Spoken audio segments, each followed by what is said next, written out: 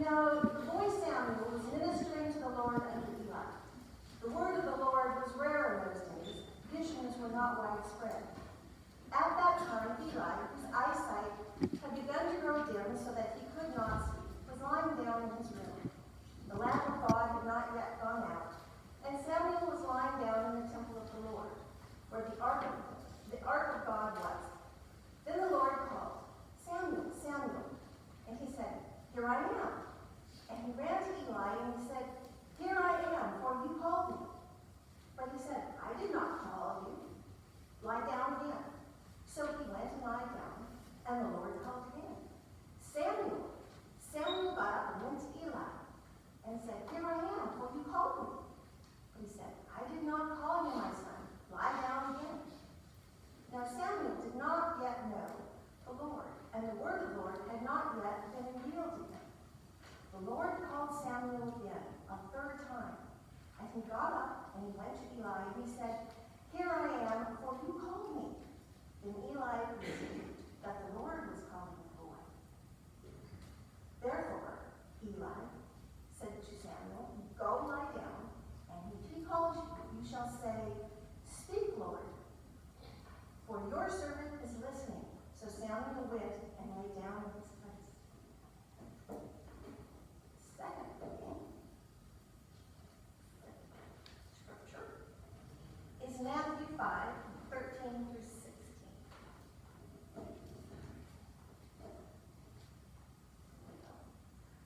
This is salt and light. You are salt of the earth, but if salt has lost its taste, how can its saltiness be restored? It is no longer good for anything, but is thrown out and trampled underfoot. You are the light of the world. A city built on a hill cannot be hid. No one, after lighting a lamp, puts it under the bushel basket, but on the lampstand, and it gives light to all of the house. In the same way, let your light shine before others, so that they may see your good works and give glory to your Father in heaven.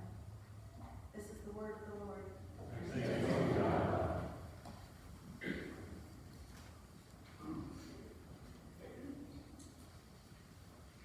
I want to ask you this morning, how many of you have traveled to a foreign country? Just raise your hand. Okay, keep your hands up. Now, another question. Among you, how many of you have traveled to an enemy country? Places like Russia or China or Cuba or Vietnam? Raise your hand. Quite a few. I've been to all those places, and perhaps you've experienced, as I did, that there are many friendly and gracious people in each of those countries.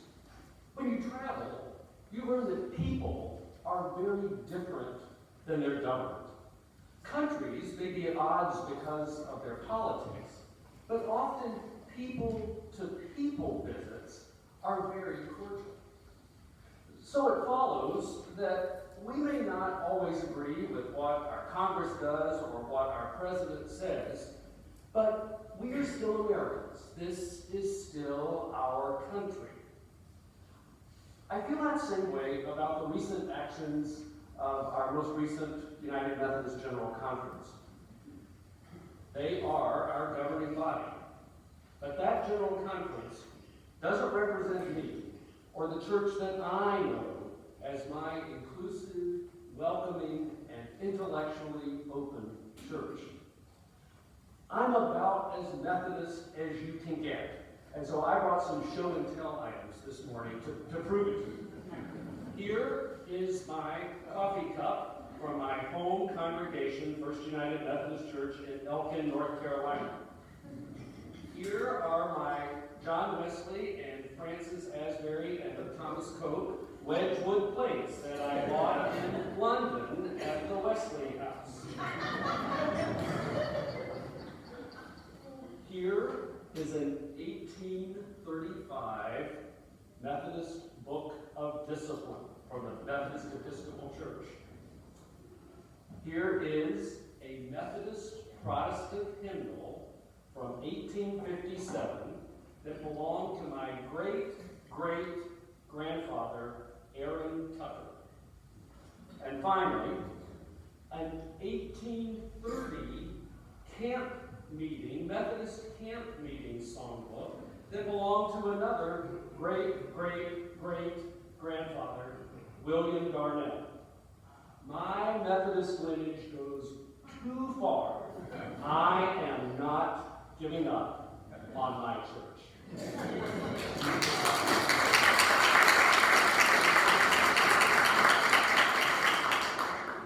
Now, for many of you, I am a new face. I've been affiliated with this congregation since 2012, but during most of that time, I've been volunteering in Palm Springs city government under an alias. I went by my first name, Joseph. So some of you might know me from city government as Joseph Jackson, but I've really always gone by my middle name, Chris.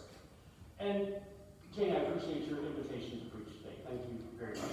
It's a way for me to get acquainted with my congregation.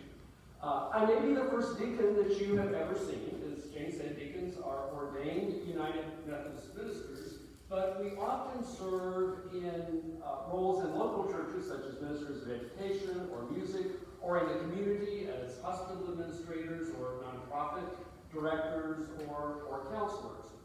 And yes, deacons do wear their stoles as a sash. I am not a former beauty queen. I am a deacon. The role of the deacon, according to the Book of Discipline, is to connect the congregation to its ministries in the community and the world. So that is why I selected this one of our core spiritual exercises to talk about today. Pulitzer Prize-winning poet Mary Oliver died just this past January 17th. And if you know only one line of her poetry, it's likely the question she posed. Tell me, what do you plan to do with your one wild and precious life? That's the question for us today, as we look at the scriptures from Samuel and Matthew and our Lenten series theme. It's a practical question. It's a good one for United Methodists, who've always been more concerned about being and doing than we really are about belief and doctrine. That is, we believe it's more important how you act and live than what you think or affirm. John Wesley said, "If your heart is as my heart, then let us be brethren." When Abraham Lincoln was president, he often attended the New York Avenue Presbyterian Church in Washington, D.C. And so as not to disrupt the Sunday morning services by sitting out in the pews, the minister would leave his study door open, which was directly adjacent to the sanctuary, and the president would sit there and be able to hear the sermon. One day, as Lincoln was walking home after the service, an aide said, "Mr. President, what did you think of the sermon?" And Lincoln replied, "The delivery was eloquent, the content excellent, evidently the result of hard work." "Oh, so you thought it was a good sermon," the aide said. "Oh no," said Mr. Lincoln. "He forgot the most important ingredient. He forgot to ask us to do something great." We can thank God that we had a president of Lincoln's stature and wisdom during that national emergency of the Civil War, for he was certainly called to do something great. Perhaps you're called to do something great as well, but certainly you are called to make a difference with your life in your community. In the Old Testament lesson that Maureen read, we heard of the young man Samuel serving in the temple at Shiloh under the priest Eli. Samuel had matured and he had learned from Eli, but Eli's leadership had been judged corrupt. So Samuel was being called as God's new prophet. There's just a little humor to the story as Samuel gets up in the middle of the night 3 times thinking that old Eli has called him needing something, but it's really the voice of God that is calling him.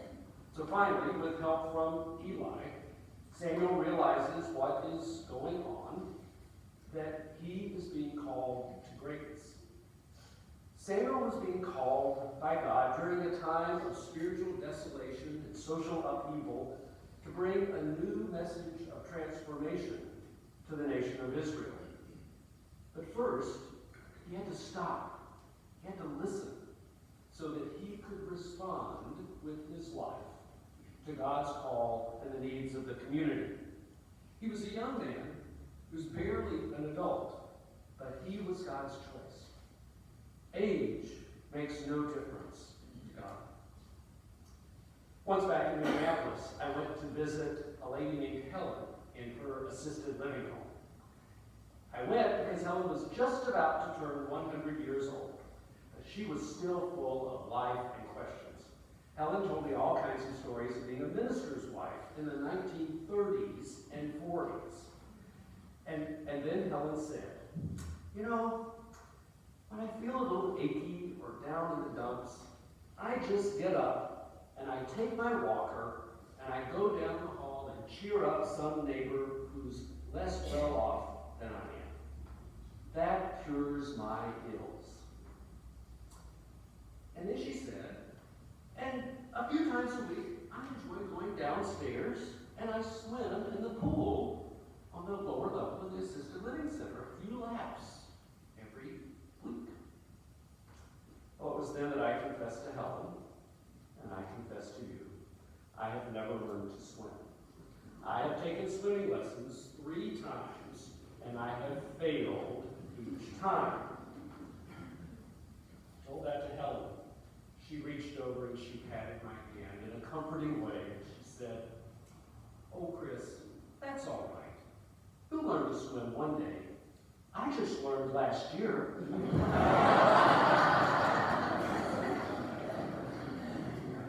You see, God held out a future for Helen, swimming and service to others in simple ways, even at age 100.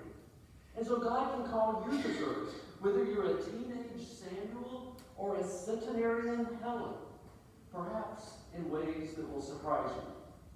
Not many of us are wise or noble or powerful, yet God has chosen us to serve in the world.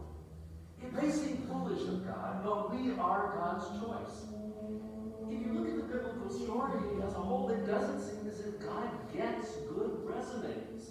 It was odd and foolish of God to choose a stuttering, reluctant Moses to bring Israel out of Egypt, to choose Mary, a lowly Palestinian, to give birth to a Messiah, Mother Teresa, a little Albanian nun, to teach the world compassion, and to choose even children proclaimed by Jesus as the best example of Christian living. So that does bring us to our Matthew lesson, as we and the disciples are being told that we are the salt of the earth and lights to the world. Now, it's not that we need to go find some salt or get a light. We are already salt and light. It's just up to us not to lose our saltiness or hide our light. We aren't being told what to do, just to live the good life that God has breathed into us. St. Catherine of Siena said, "Be who God called you to be, and you can set the world on fire."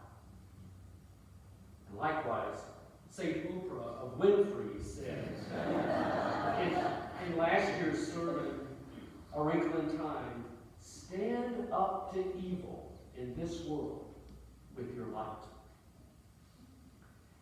Each of you are called to ministry by virtue of your baptism and your membership vows. You have a second vocation, a Christian vocation. Maybe you're a financial analyst, but you are also a Christian. Maybe you're a teacher, are called to serve as a Christian.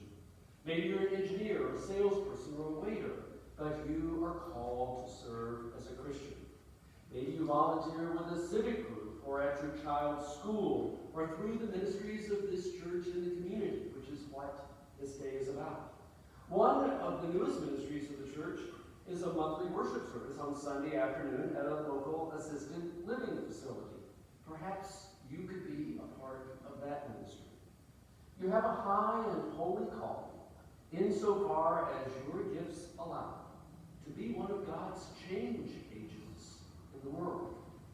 You're called to find that place where your gifts meet your community's needs.